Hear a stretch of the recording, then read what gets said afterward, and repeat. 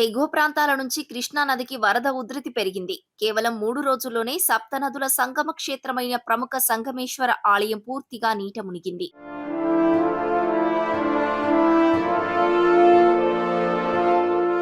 నదీ ప్రవాహం వేగంగా పెరిగి ఆలయాన్ని ముంచెత్తడంతో చివరి ఘట్టంగా ఆలయ శిఖరానికి కృష్ణా జలాలతో పురోహితులు తెలకపల్లి రఘురామ శర్మ ప్రత్యేక పూజలు నిర్వహించారు.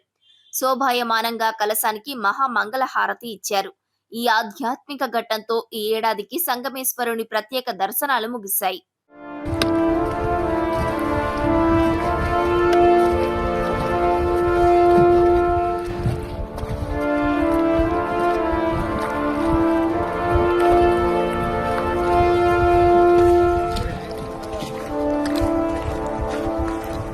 ఈ ఏడాది మార్చి 23న వచ్చిన తొలి సోమవారం నాడు తొలి పూజలు అందుకున్న సంగమేశ్వరుడు సరిగ్గా 131 రోజుల పాటు అంటే 20 సోమవారాల సుదీర్ఘ కాలం భక్తుల పూజలందుకుంటూ దర్శనమిచ్చారు. నీటి మట్టం తగ్గి ఆలయం వెలుగులోకి వచ్చినప్పటి నుంచి మళ్లీ వరద నీరు వచ్చి పూర్తిగా మునిగిపోయేంత వరకు వేలాది మంది భక్తులు స్వామివారిని దర్శించుకొని తరించారు.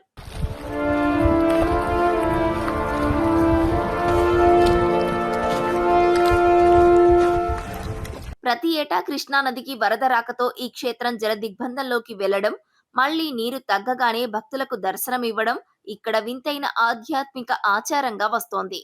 శ్రీశైలం జలాశయ వెనుక జలాల్లో ఈ ఆలయం మునిగిపోవడంతో మళ్లీ నీటి మట్టం తగ్గే వరకు స్వామివారి దర్శనం కోసం భక్తులు వేచి చూడాల్సిందే.